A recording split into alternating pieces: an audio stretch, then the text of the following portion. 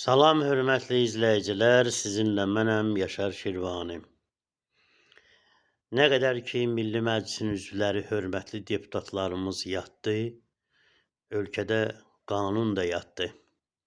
İndi akademiklərimiz yatır və buna da ictimai münasibət bir mənalı deyil, hərə öz sözünü deyir. Mən də bir qələm çaldım bu akademiklərimizə. Çünki elmi-texniki tərəqqi əsrində əgər akademiya yatırsa, bizim gələcəyimiz müəmmalıdır. İndi şeirə qulaq asın.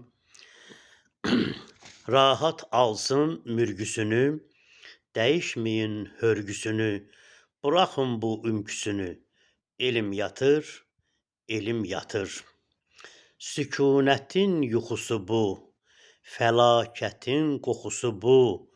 Ayılmağın qorxusu bu, elm yatır, elm yatır.